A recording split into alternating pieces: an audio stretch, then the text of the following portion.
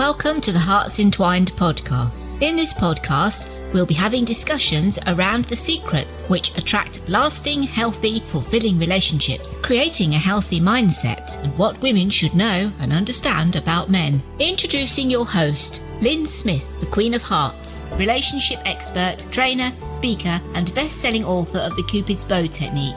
Lyn's mission is to have a positive impact in reducing divorce, domestic violence, and suicide. Welcome to the HEARTS Entwined podcast. This is your host, Lyn Smith, the Queen of Hearts.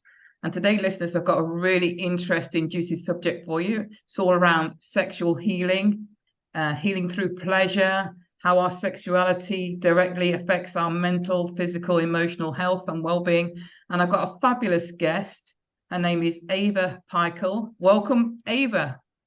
Thank you so much. Happy to be here. And I love this topic. You know, it's something I've not really explored in depth before. So thank you for your wisdom. Thank you for your expertise. And firstly, I'd just like you to share with the audience how you got involved in doing what you're doing right now. Yeah. So I started down a path of suffering with my own emotional afflictions in my life. I had PMDD and my relationship was suffering.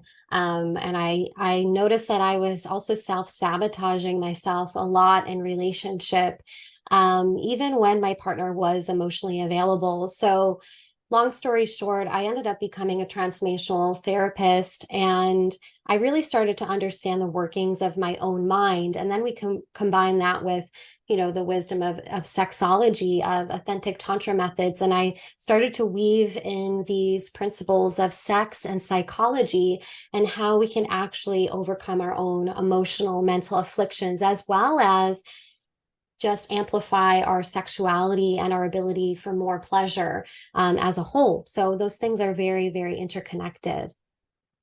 They are. And what I'm super interested in is how we can heal through pleasure. You know, where do you start on that topic when you're sort of explaining it to either your clients or an audience?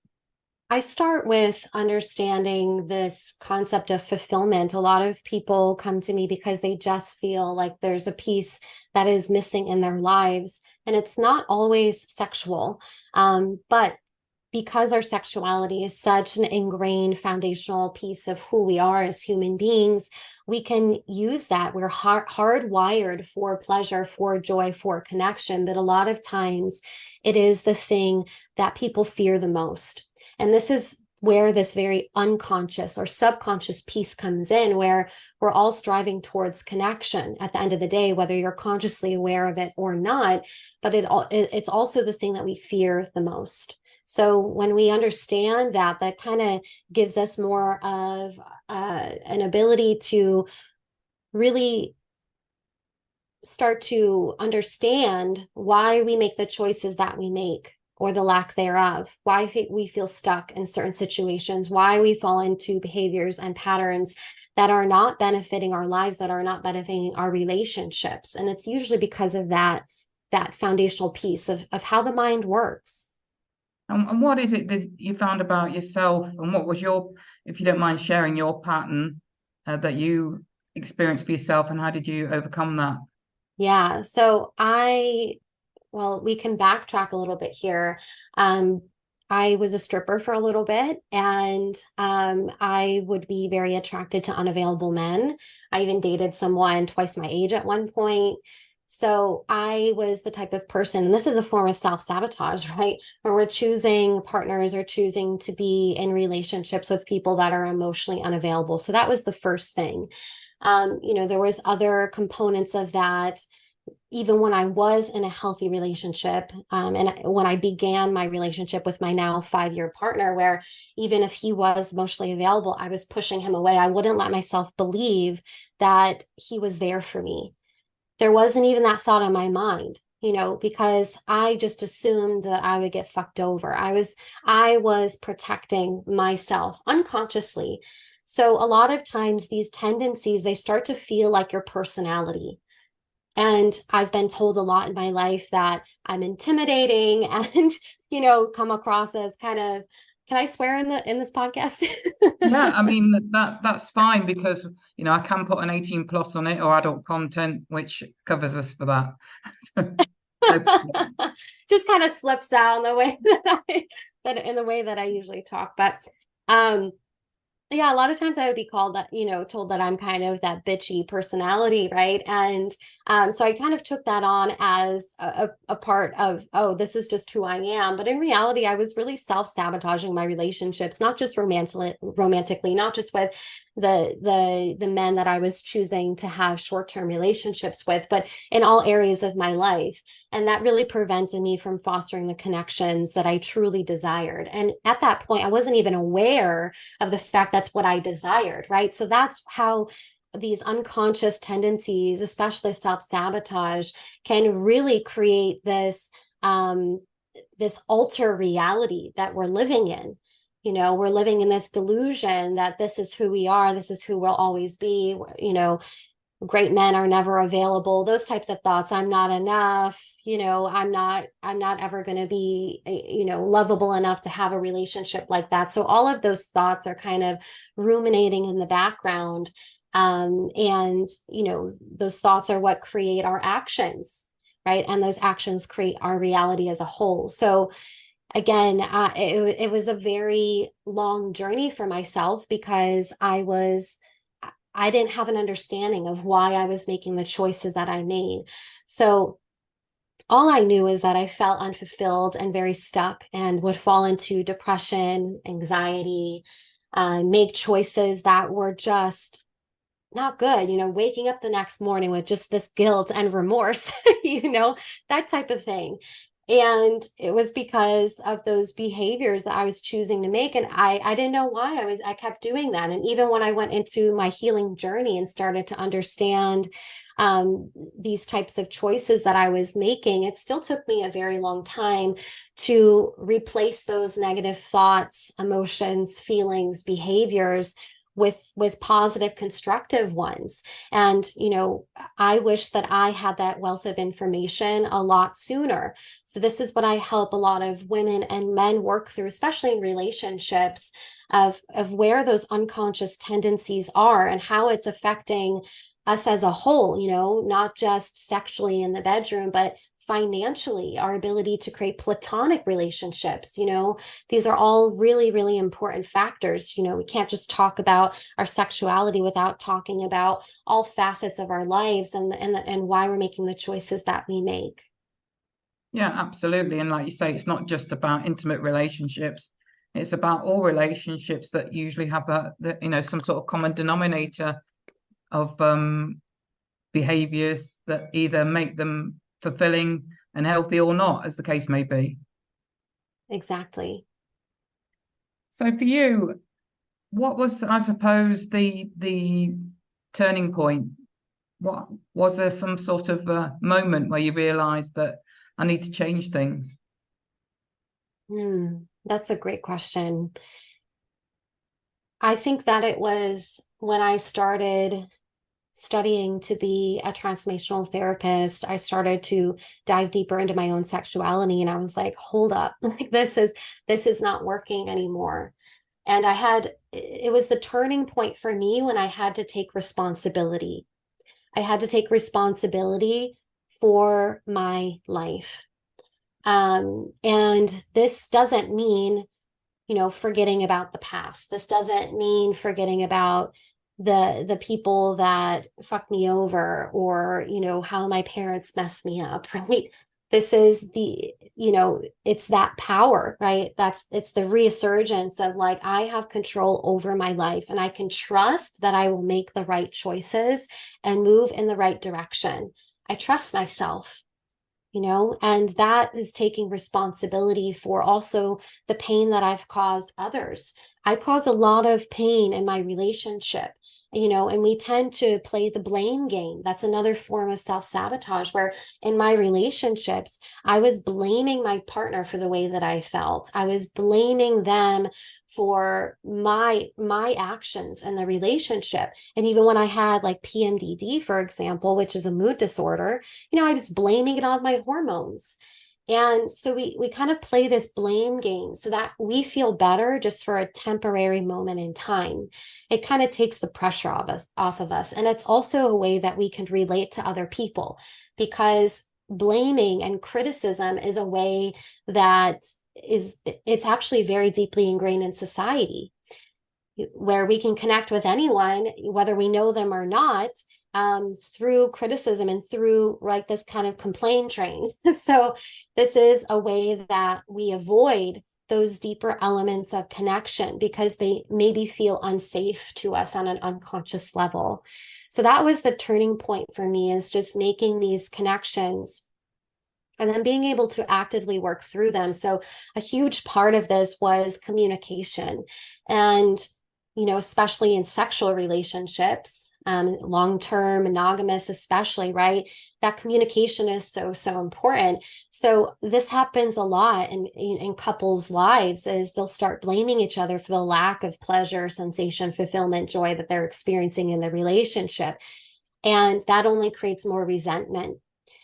So it's, you know, a lot of women will say, well, he doesn't know where the clit is. He, you know, can't last long enough. And those are all valid. You know, those are all valid, but pleasure is your responsibility at the end of the day, and nobody else's. So that's really where we take responsibility for ourselves, for our own pleasure, for the actions that we're making in our relationships as a whole. And that's what creates the possibility of connection. Absolutely. And I think we're quite often brought up to be more reserved about, especially communication in the bedroom, about what pleases us, aren't we?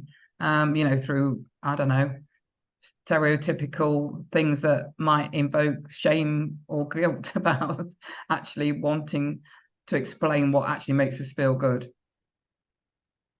Yeah, 1000%.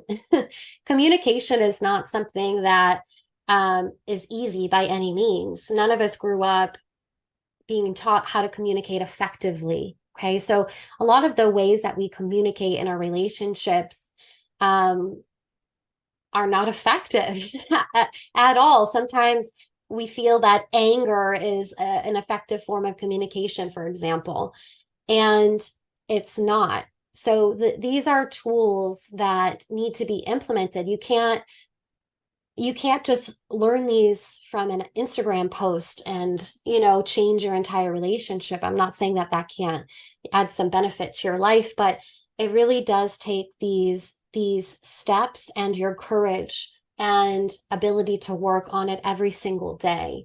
And you need support in order to do that. We also need support to change those neural pathways, those pesky beliefs and behaviors and patterns that we've been stuck in for decades, right? So it's not as simple as just asking for what we want. You know, it goes deeper, and there has to be that wave of vulnerability that is willing to be shown a lot of times. But it's scary to go there because we don't know who we are on the other side of that sometimes. Sometimes relationships have to end. Sometimes big, huge changes, massive things have to happen in order for us to actually fulfill those needs and desires that we've been suppressing for so long.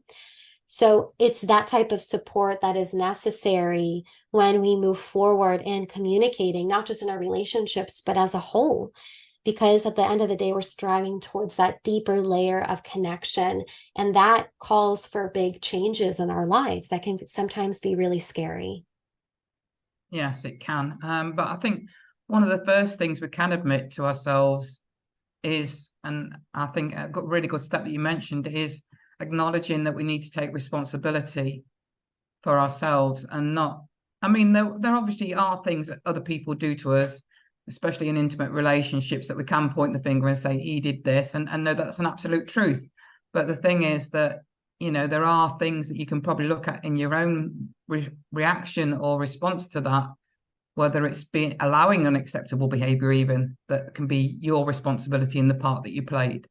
Exactly. I love that you said that. And at the end of the day, we're stuck in these patterns and behaviors because we don't feel like we're enough. There's a part of ourselves that we believe is not lovable, right? So we filter that creates this filter in our perception of our own reality. And that's the reality we live in for a very long time until we really allow ourselves to come out of that fog. So I'm happy that you said that. Yes, the things that happen in our lives are usually our responsibility. I'm not saying horrible things don't happen to people. Things happen all the time that are out of our control, especially like sexual abuse and things like that. That is out of our control. But there's an opportunity for us to take responsibility for the way that we're feeling now in our adult lives and be able to shift our perception of that. And I think that a lot of people mistake that as forgiveness, but forgiveness is not always appropriate. It's about taking your power back from situations that is ruling over your adult life, right? Many of us are living in the thoughts and behaviors and beliefs of a child. Our brain doesn't know the difference. So when we put that into perspective, it kind of seems really silly, right? That we're literally functioning off the thoughts, beliefs, and behaviors of a child, right? Yeah, and I understand exactly what you mean, because I went through trauma, in my teens that was really all to do with sexual assault. So I know fully what you're saying. And it took me, years and years to actually come to the realization that, I was allowing those perpetrators to have the power over me to affect my life in a negative way. And I now know that I was able to change that. Exactly. And why would you want your perpetrators to have power to negatively impact your life? When you think about it, no one in the right mind, really, when you think about it, wants that. But we do that to ourselves. Yeah. Yeah. It's functioning to keep us in a false sense of safety. It's what we're also familiar with. Our brain is only going to create behaviors based off what we're familiar with, right? We have to make the unfamiliar familiar so that we're actually creating change in our lives and we're having more fulfilling experiences. Exactly. And I think the best way to take our power back is to actually live a great life and not allow those perpetrators to have that control over the way we feel and the way we behave going forwards. And it's perfectly possible to live a successful life. And that's just letting go of the fact that, even if you didn't get what I put in inverted commas legal justice through the court system, which I didn't get, I believe there's a higher power. And that's not from a religious perspective, that's just from my own sense of morals and beliefs, that will deal out its own justice. I do believe the universe will deal out its own justice on my perpetrators, and that leaves me free then to get on with my own life, knowing that that's going to happen. Yeah.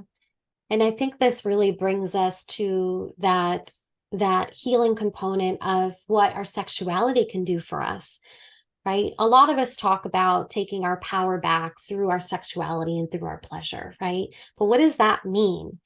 For me, it means to use my pleasure, right? And not just sexual pleasure, but pleasure in all facets, in order to work with those emotions and feelings and behaviors that I'm experiencing. So what we're doing is transforming it and transmuting it into something beneficial, into medicine. It's not about fucking your way through it and trying to, push towards the best orgasm, or, just engaging with sex with your partner because that's what you think you should do. It's about transforming it and transmuting it into something new. And that's really how sexual healing works for me and for my clients, is being able to sit with whatever we're experiencing and transmute it into that medicine that we need in that moment. And we might not even know what that is, but it's that natural occurrence because we're built for this. We're wired for it. We literally are wired for pleasure. Yeah, we're quite hedonistic creatures, really, humans, aren't we? Yeah. And we can take that a step further, right? Because that's already a part of our foundational part, of being a human being. We can take that deeper, right? So in authentic Tantra, we use different tantric methods and lineage in order to come into higher states of awareness, right? Shed the light on our deep deeply profound moments that are bigger than just ourselves. And that's where the magic can happen, right? It's not about pushing towards this grand experience of ecstasy, but truly embodying what it means. And this brings me to the concept of like transcendence. A friend of mine really put this into perspective, and she said transcendence is just a full embodiment of her sexuality and of her pleasure. It's not something that we're escaping. So, when I first started meditating and that sort of thing, what I thought transcendence is like going into the ethers, right? Close my eyes, go into a dark place, and I'm like, boom, out of my body.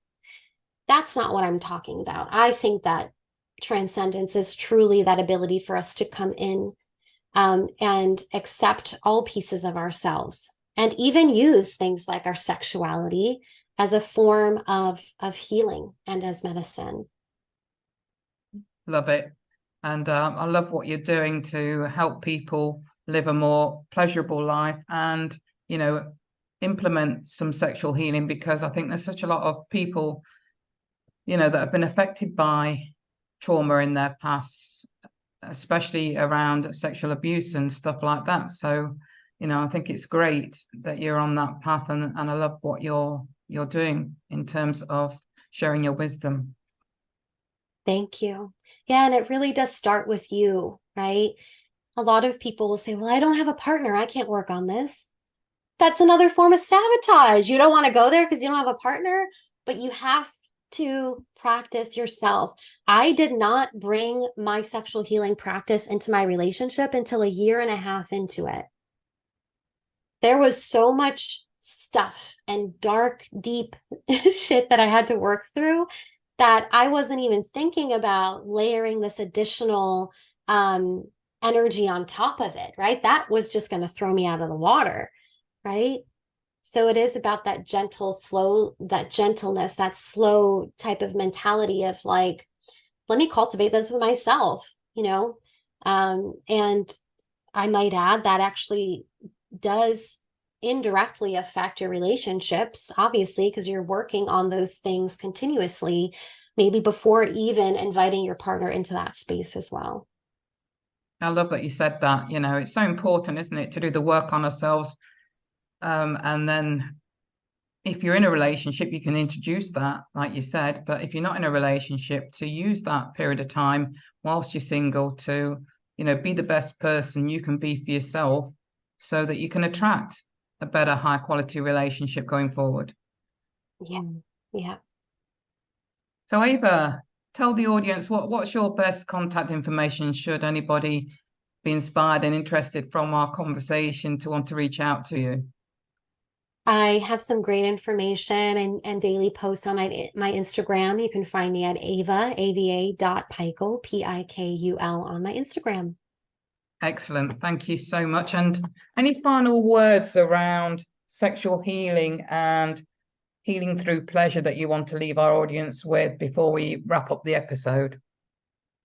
I believe if you're not sure where to start, is to just address the current emotions, feelings, and behaviors that you're currently experiencing, because a lot of this is unconscious and can be difficult to understand.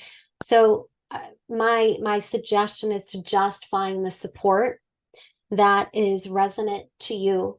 And then you can start to layer these additional things on top, right? So like the sexual healing aspect, for example. But I think the important part is to first understand why we're making the choices that we make on an unconscious level, so that we can change our brain, change our mind, change our lives. And then we can start adding those additional things on top and addressing the relationship or our sexuality or the sexual trauma, right? Right, absolutely. I think it's important to say, don't beat yourself up if you have realized you've been doing these things unconsciously or even consciously. Don't beat yourself up. We've all made those sorts of mistakes. The first step towards changing things is just taking that first small step, isn't it? Yeah, 1000%. Thank you so much, Ava. I've really found this a really fascinating conversation and really enjoyed it, and would love to invite you back on to talk about other things going forward in future episodes. Thank you so much, Lyn. So it just leaves me to say that true love starts with opening our hearts. And until next time, goodbye for now. Thanks for listening to the Hearts Entwined podcast. You can follow Lyn via the Facebook group Two Hearts Entwined, or search Lyn Smith, inspirational speaker, at LinkedIn, or email lyn@hearts-entwined.com. That's LYN@hearts-entwined.com. Remember, true love starts with opening our hearts.